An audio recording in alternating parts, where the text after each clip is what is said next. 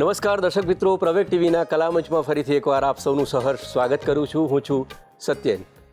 મિત્રો, આજે આપણી સાથે સ્ટુડિયોમાં જે ઉપસ્થિત છે તે પોતે એક સર્જક છે, ગુજરાતી ભાષાના જાણીતા સર્જક છે અને પોતાની વૈવિધ્યસભર રચનાઓ માટે ખૂબ લોકપ્રિય છે. એ ભગવાનને એક બાજુ લાડ લડાવે અને બીજી બાજુ એમની પર કટાક્ષ પણ કરે.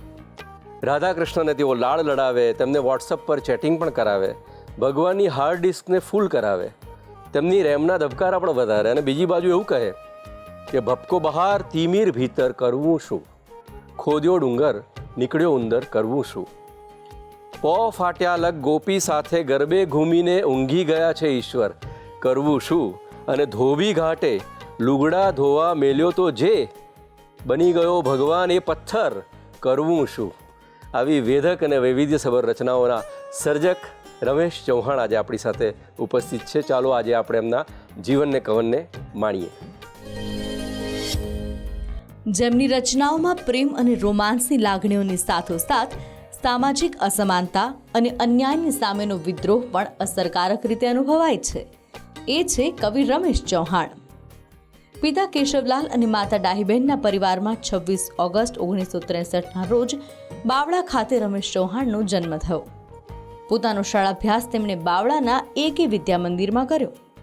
અમદાવાદની HL કોલેજમાંથી BCom અને ભવન્સ કોલેજમાંથી પત્રકારત્વમાં ડિપ્લોમા મેળવનાર રમેશ ચૌહાણ શાળામાં ભણતા હતા ત્યારથી જ કવિતા પ્રત્યે આકર્ષાયા હતા. સાહિત્ય ક્ષેત્રે આગળ વધવા માટેની પ્રેરણા તેમને રમેશ પારેખ અને ચીનુ મોદી જેવા સર્જકો પાસેથી મળી. 2009માં તેમણે પ્રથમ કાવ્ય સંગ્રહ અનુભૂતિ આપ્યો. ત્યારબાદ અહેસાસ, પીળો પડછાયો અને શબ્દો થઈ કાગળ પર જીવીશું આ નામથી તેમના અન્ય 3 સંગ્રહો પ્રકાશિત થયા છે. અસમાનતા અને અન્યાય સામે રમેશની રચનાઓમાં તીવ્રપણે વિરોધના સૂર ઉઠતા જોવા મળે છે. કર્મશીલ બાબા આમટે અને રઘુવીર ચૌધરી તથા જોસેફ મેકવાન જેવા ગણમાન્ય સાહિત્યકારોએ રમેશની આ સામાજિક નિસ્બતને વધાવી છે. તેમની રચનાઓને લઈને 2 ઓડિયો CD બની છે. પ્રેમ ભીના સંબંધમાં અને મારા હિસ્સાનો સૂરજ, જેમાં શ્યામલ સૌમિલ, ઐશ્વર્ય મજમુદાર, ઉસ્માન મીર, પાર્થિવ ગોહિલ અને પાર્થ ઓઝા જેવા કલાકારોએ કંઠ આપ્યો છે. તો તેમના ભજન અને ગરબાને કીર્તિદાન ગઢવી, સચિન લીંબીએ અને કાવ્ય લીંબીએ જેવા ગાયકોએ પોતાનો કંઠ આપ્યો છે. YouTube પર તેમની આ રચનાઓને મળતા વ્યૂઝની સંખ્યા લાખોમાં છે. 2023માં ગુજરાત રાજ્યના સ્થાપના દિન નિમિત્તે ગુજરાત ટુરિઝમની ઓફિશિયલ વેબસાઇટ પરથી રમેશ ચૌહાણ લિખિત જય જય ગરવી ગુજરાત ગીતને રિલીઝ કરવામાં આવ્યું હતું. હાલમાં અમેરિકામાં શિકાગોથી પ્રકાશિત થતા અખબાર ગુજરાત ટાઈમ્સમાં છપાતી તેમની નિબંધ શ્રેણી જાકળનું સરોવર લોકપ્રિય બની છે. વર્ષોથી પોતાના પરિવાર સાથે અમદાવાદમાં વસેલ રમેશ ચૌહાણ વ્યવસાયી IRS ઓફિસર છે અને કસ્ટમ અને CGST વિભાગમાં ફરજ બજાવી રહ્યા છે. RR ચૌહાણ ચેરિટેબલ ટ્રસ્ટ મારફતે સામાજિક સેવા કાર્યોમાં પણ તેઓ સહયોગી બનતા રહ્યા છે. વિદ્યાર્થીઓની સગવડ માટે ધોળકામાં એક ભવન અને સરખેજમાં એક કોચિંગ ક્લાસનું બિલ્ડિંગ બનાવવામાં તેમણે મહત્વપૂર્ણ યોગદાન આપ્યું છે. તો જરૂરિયાતમંદ યુવક યુવતીઓના લગ્ન અને અન્નદાન જેવી પ્રવૃત્તિઓમાં પણ તેઓ સહયોગ આપતા આવ્યા છે. પોતાના પ્રદાન માટે રમેશ ચૌહાણને ગુજરાત રોહિત ટ્રસ્ટ દ્વારા વર્ષ 2011-12 માટે રોહિત ગૌરવ પુરસ્કાર અને સુગત નાગરિક સંઘ ગુજરાત દ્વારા વર્ષ 2014-15 માટે સુગત સાહિત્ય એવોર્ડ પ્રાપ્ત થયા છે.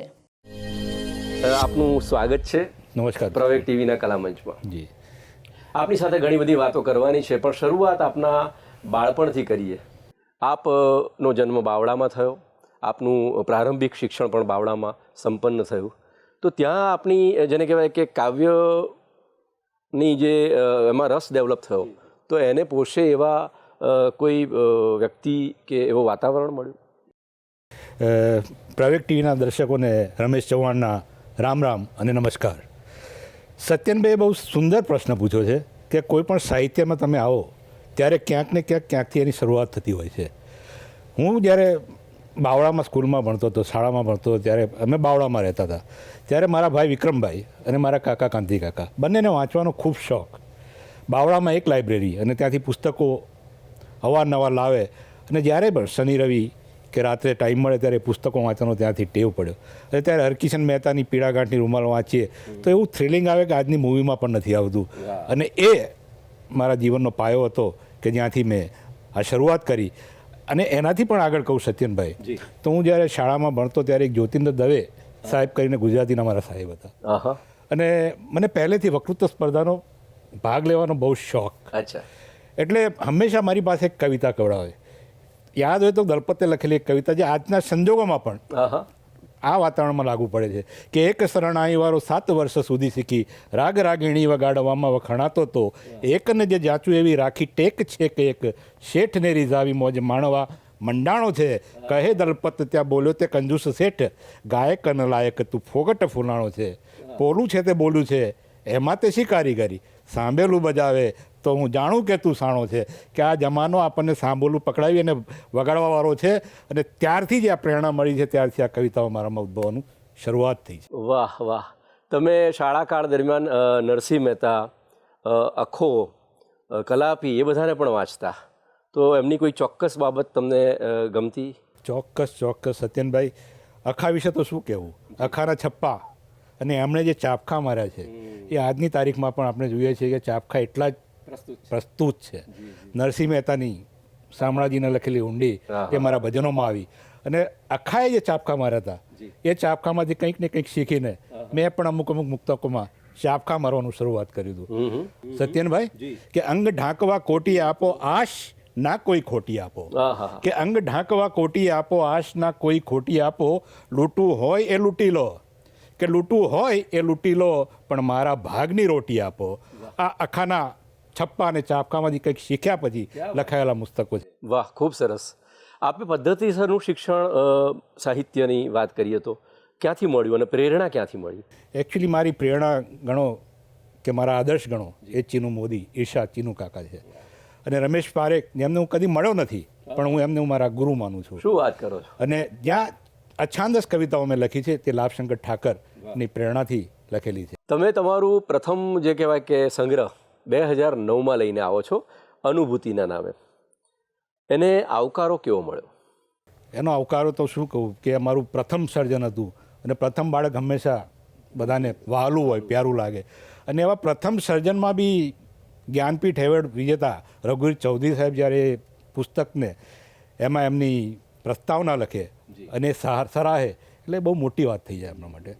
જોસેફ મેકવાન દાદા, તેમને કોણ ના ઓળખે. જી બિલકુલ. અને એમણે પણ મારામાં જે કવિતાઓ લખવાની અને સમાજ પ્રત્યેની આક્રોશ જોયો ત્યારે એમણે કહેલું કે રમેશ, તું બહુ સારી કવિતાઓ લખે છે અને પકડી રાખજે. વાહ, ખૂબ સરસ.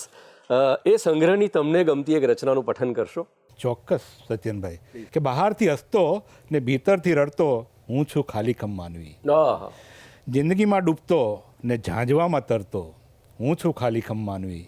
આ એ વખતે લખેલું છે આપણે, કે દિશાહીન જીવતો ને રોજ રોજ મરતો ભીડમાં બળવીર થતો. આ રઘુવીર ચૌધરી સાહેબે બહુ બિરદાવ્યું હતું આ વસ્તુ, કે બહુ સરસ વાત લઈ આવ્યા છે તમે, કે દિશાહીન જીવતો ને રોજ રોજ મરતો ભીડમાં બળવીર થતો ને એકલતામાં ડરતો વાહ, હું છું ખાલીખમ વાહ, બહુ અચ્છા, માનવી. બહુ અચ્છા. ને ખુદ દગો કરતા દરેક માણસની એક મેન્ટાલિટી છે. હું ગમે એ કરું પણ સામેવાળો તો મારા માટે સારો જ હોવો જોઈએ. એટલે ખુદ દગો કરતો ને વિશ્વાસ બધે ઈચ્છતો, વિજ્ઞાનથી વધતો ને વિચારથી સડતો હું છું ખાલીખમ માનવી. અને છેલ્લા બંધ છે આનો, કે પાપ રોજે કરતો ને રામ નામ જપતો, કે પાપ રોજે કરતો ને રામ નામ જપતો, માનવીને મારતો ને ખુદાને ચાહતો હું છું ખાલીખમ માનવી. રમેશજી, આપણી રચનાઓમાં સામાજિક અસમાનતા, અન્યાય સામે તીવ્રપણે વિરોધનો સૂર ઉઠતો જોવા મળે છે. એની પાછળ કોઈ ચોક્કસ કારણ? એની પાછળ સત્યનભાઈ ઘણા બધા કારણો છે. એમાં મુખ્ય કારણ કોઈ હોય તો હું જે સમાજમાં જન્મ્યો છું એ સમાજે સામાજિક અસમાનતા સિવાય કંઈ જોયું જ નથી. હા, હવે સમજ બદલાયો છે કે જેમાં ઘણી બધા સુધારા આવ્યા છે, અને જે સમાજે વેઠ્યું છે એ મેં પણ ભોગવ્યું છે, મેં જાણ્યું છે, અને ત્યાંથી કંઈકનું કંઈક મળ્યું છે જે આજે મારી કવિતાઓમાં પણ છલકાઈ એટલે રહ્યું તમારો છે. સ્વાનુભવ છે, જાતે જ વેઠેલી બાબતો જે છે એ સાહિત્ય કર્મ દ્વારા વ્યક્ત થાય છે. તમને તમારી સામાજિક નિસ્બત માટે જોસેફ મેકવાન સાહેબ અને કર્મશીલ બાબા આમટે જેવા લોકોએ પણ અભિનંદન આપ્યા છે. થોડીક વાત કરશો એમ?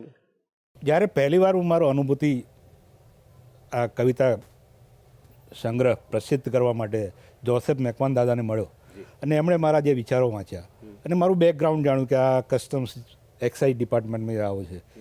અને એ પહેલાં એમણે જાણેલું કે મને સમાજ સેવા કરવાનું બહુ જ અંદરથી જ ભાવનાઓ છે.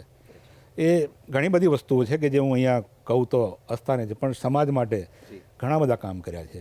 અને એમણે જાણેલું ત્યારે કહેલું કે રમેશ, તું કવિતાઓ લખે છે, એમાં તારી ભાવનાઓ અને સમાજમાંથી જે જોયું છે એ આવે છે, ટપકે છે, પણ એની સાથે સાથે બાબા આમટે સાહેબે આ જ કીધેલું કે એની સાથે સાથે જરૂર એ છે કે જે સમાજમાંથી તું લાભ લઈને ઉપર આવ્યો છું તો એ સમાજને ઉપર લાવવાનું કામ પણ તમારે જ કરવાનું છે. અને એ આશીર્વાદ લઈને આજે એ બંને લાઈન ઉપર હું આગળ ચાલી રહ્યો છું. વાહ.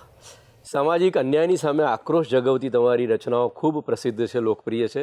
એવી જ એક રચનાનું પઠન કરવા વિનંતી છે. ચોક્કસ સત્યનભાઈ. પહેલાં હું અસામનતા જણાવું તો એક મુક્તક આપને સંભળાવીશ. બહુ સરસ મુક્તક છે કે મેલીને લપ કહી દે મુદ્દાની વાત શું છે. કે મેલીને લપ કહી દે મુદ્દાની વાત શું છે. સૂરજને ઘાલી ગજવે પૂછે છે રાત શું છે. કે મેલીને લપ કહી દે મુદ્દાની વાત શું છે ને સૂરજને ઘાલી ગજવે પૂછે છે કે રાત શું છે.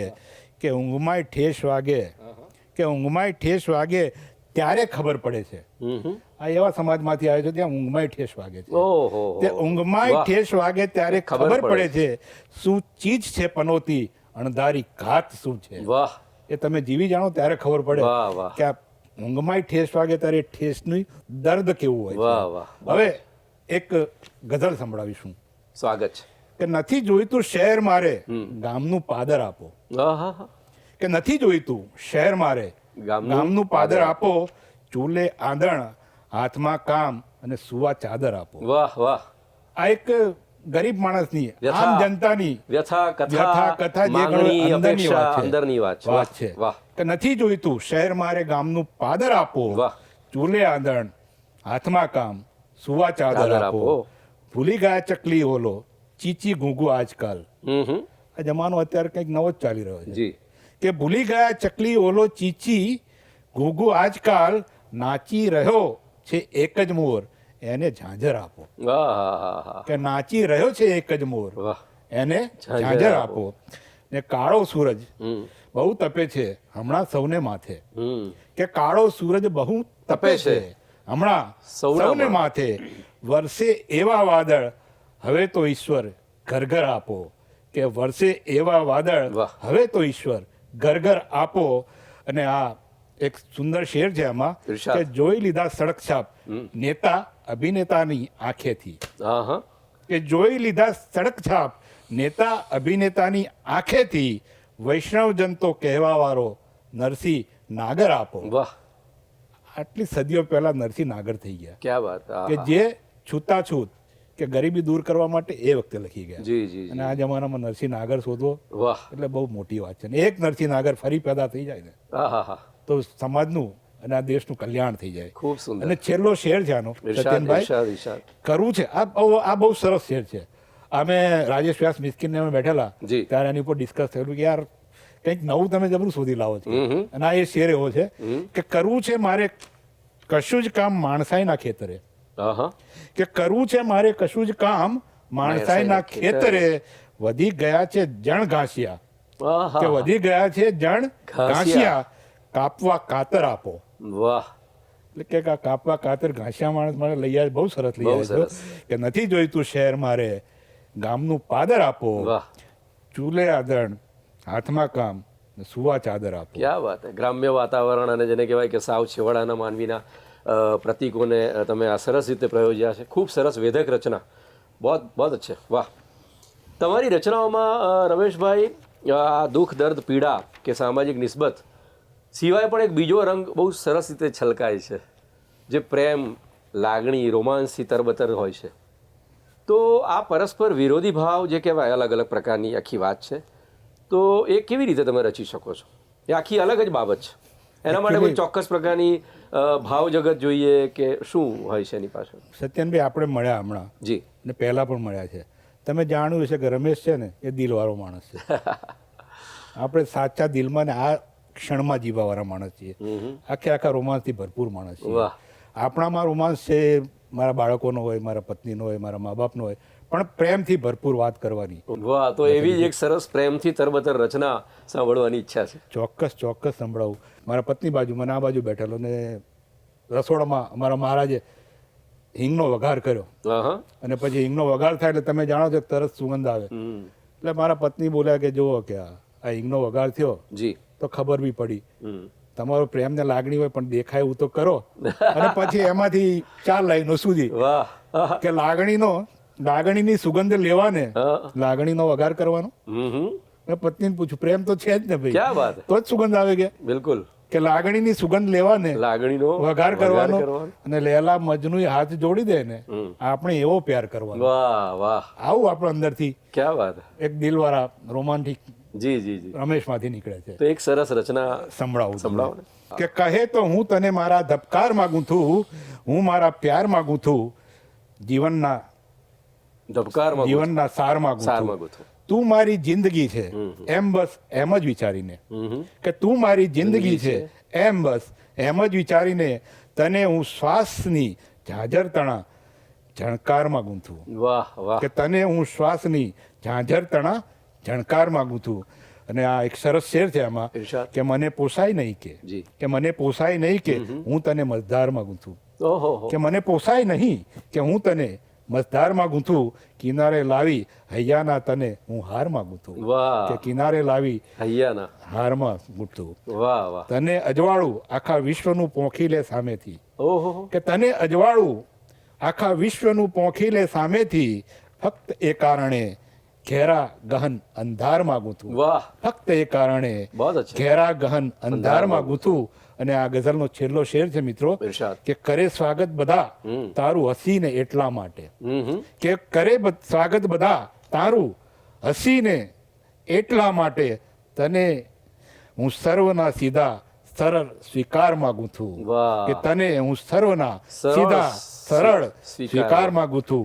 કહે તો હું તને મારા બધા ધબકાર માગું છું, હું મારા પ્યાર માગું છું, જીવનના સાર માગું છું. રમેશભાઈ, આપની રચનાઓને ગુજરાતના ખ્યાતનામ કલાકારોએ પોતાનો કંઠ આપ્યો છે, સંગીત આપ્યું છે અને ખૂબ લોકપ્રિય એ બધી જ રચનાઓ બની છે.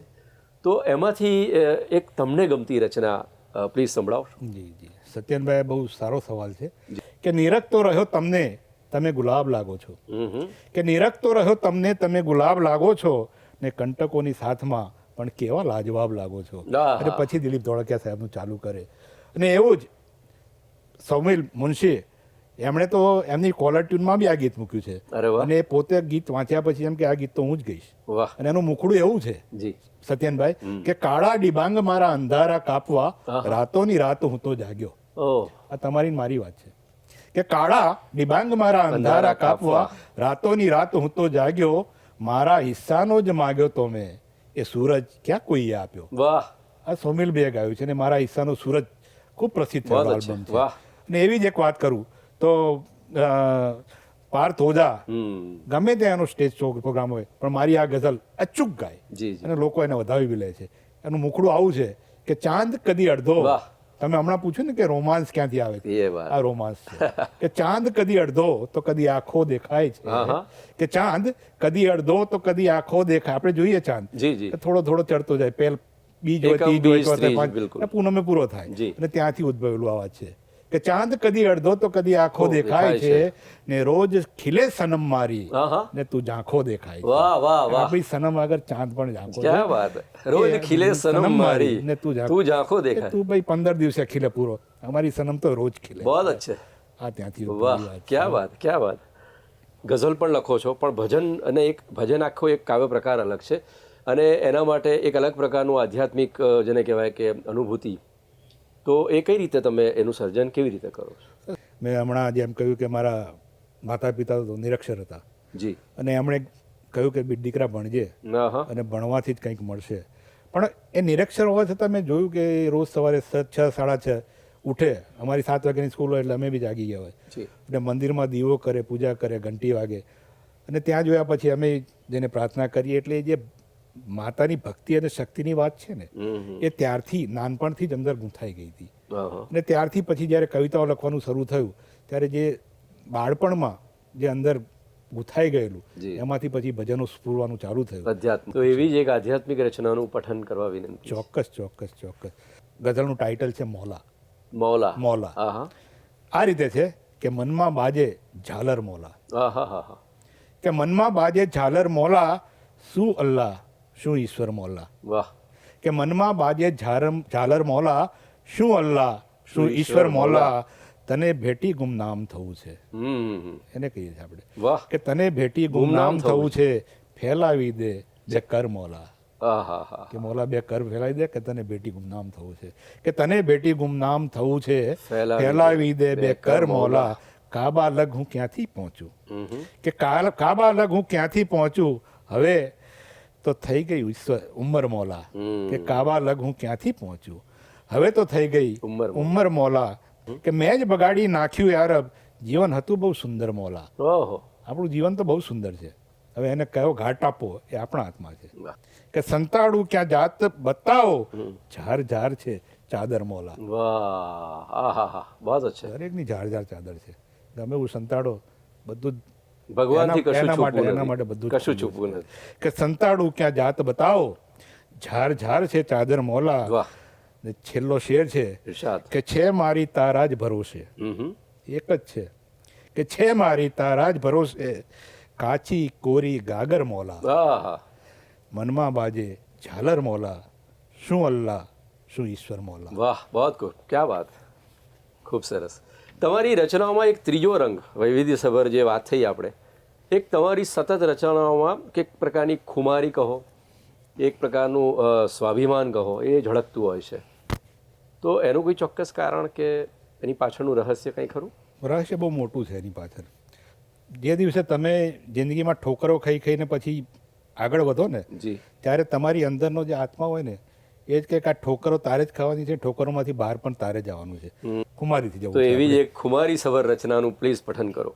કે શબ્દો થઈ કાગળ પર જીવશું, અમે અમારા બળ પર જીવશું, ટોચ તમારી લાગે ટપકું, કે ટોચ તમારી લાગે ટપકું, એવા વટથી તળ પર જીવશું. વાહ વાહ. ક્યા કે વાત. ધગધગતા સૂરજની અહીંયા કોને સાડા બારી છે, અમે આબલું ફાડ વરસતા મેઘમાં જાતને બાળી છે. વાહ. સાવ મસ્તી મળી નથી આ મંજિલ અમને, દોસ્ત અમે.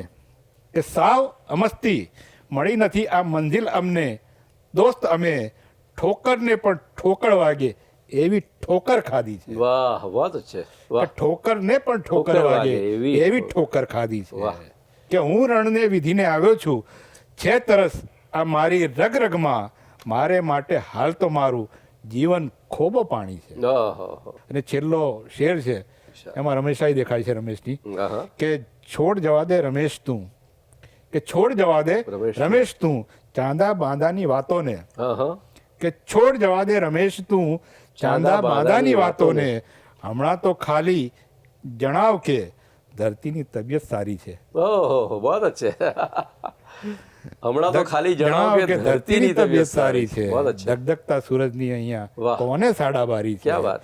અમે આ બોલું ફાડ વરસતા મેઘમાં જાતને બાળી. ક્યા વાત. બહુ અચ્છે. રમેશભાઈ, કે આ તમે IRS તરીકે બહુ જ સિનિયર પોસ્ટ ઉપર આપ સરકારશ્રી સાથે કામ કરી રહ્યા છો, તો એ એની જવાબદારીઓને સાથે આ કવિ કર્મ કેવી રીતે મેનેજ થઈ શકે છે? બહુ સુંદર સવાલ છે. અને આ સવાલ એવો છે કે દરેકે પોતપોતાના જીવનમાં ઉતારવા જેવો છે. કે એક જિંદગી લઈને આવ્યા છો જી. અને તમને જે કર્મ કરવા મળ્યું છે એ કર્મ કરે જાઓ, પણ એ કર્મની સાથે પણ તમારી જિંદગી જીવવા માટે જ્યાં જ્યાં તમને રસ્તા મળે, જ્યાં જ્યાં આનંદ મળે એ તમે લૂંટતા જાઓ. અમારા ડિપાર્ટમેન્ટમાં કેવું છે કે અમારે જ્યાં ટેક્સ ભરતા હોય, ટેક્સ ચોરી કરતા હોય ત્યાં રેડ કરવાની, અને ત્યાંથી પછી રેવન્યુ એકઠું કરવાનું સરકાર માટે. આવું જ તમારી જેવા મિત્રો, મારી અંદરના ભાવ ક્યાંક ને ક્યાંક થાય ત્યાંથી શબ્દો પર રેડ કરું અને રેડ પાછા મગજમાં જાય ને ત્યાંમાંથી કવિતાઓ ઉદ્ભવે. વાહ. આ આપણું કામ છે. ક્યાં વાત. તો તમે જ્યારે પ્રવેગ TV કલામંચના આંગણે આવ્યા છો, તો અમારી માંગણી અને લાગણી પણ ખરી કે ખાસ પ્રવેગ TVના દર્શક મિત્રો માટે એક તમારી સાવ તરોતાજા રચના. ચોક્કસ સત્યનભાઈ, એકદમ તરોતાજા. ઇરશાદ. હમણાં 2 દિવસ પહેલા જ લખેલી એક વાહ. ગઝલ સ્વાગત છે. સૌ દર્શક મિત્રોને પ્લીઝ સંભળાવું છું. Thank you. કે મેલીને લપ કહી દે મુદ્દાની વાત શું છે, સૂરજને ઘાલી ગજવે પૂછે છે રાત શું છે. કે મેલીને લપ કહી દે મુદ્દાની વાત શું છે, સૂરજને ઘાલી ગજવે પૂછે છે રાત શું છે, આવા જ માણસો છે બધા. ક્યાં અને વાત ત્યાંથી આ ઉદ્ભવે છે કે જેણે વિતાવ્યું જીવન અંધારી કોટડીમાં, જી કે જેણે વિતાવ્યું જીવન અંધારી કોટડીમાં એને ભલા ખબર શું ખીલતી પ્રભાસ શું છે. વાહ કે જઈને તું ગામના એ પંચાયતિયાને કહી દે, અહં. કે જઈને ગામના એ પંચાયતિયાને કહી કહી દે. દે શત્રુ તને હું માનું, અહં. કે શત્રુ તને હું માનું, તારી વિષાદ શું છે. વાહ વાહ વાહ કે જી, ઊંઘમાં ઠેસ વાગે ત્યારે ખબર પડે કે શું ચીજ છે પનોતી, અણધારી ઘાત શું છે. અને છેલ્લો શેર છે કે શેરીને નાકે, આ જનરલી આપણે જોઈએ છીએ બધા, જી. કે શેરી નાકે બેસી ઠઠ્ઠો મજાક કરતા, હમ કે શેરીને નાકે બેસી ઠઠ્ઠો મજાક કરતા લોકો મને પૂછે છે કે નવરી જમાત શું છે. કે લોકો મને પૂછે છે નવરી જમાત શું છે, કે મેનીને લપ કહી દે મુદ્દાની વાત શું છે. સૂરજને કાલી ગજવે પૂછે છે રાત શું છે. વાહ બહુ અચ્છે બહુ અચ્છે. હવે ટીવીના કલામંચના ઉપક્રમમાં આવ્યા, ખૂબ મોજ કરાવી, આપની રચનાઓની સાથે આપની સંઘર્ષ યાત્રા અને આપની સર્જન યાત્રા બંનેની વાતો ખૂબ કરી.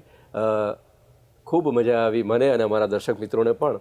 આપનો ખૂબ ખૂબ આભાર. નમસ્કાર મિત્રો. દર્શક મિત્રો, આજે આપણે માણી રહ્યા હતા ગુજરાતના જાણીતા સર્જક, વૈવિધ્યસભર રચનાઓના રચયિતા, કવિ અને ગઝલકાર રમેશ ચૌહાણને. આવા જ અન્ય મહાનુભાવોને માણવા માટે, જાણવા માટે જોતા રહેશો પ્રવેગ ટીવી કલામંચ.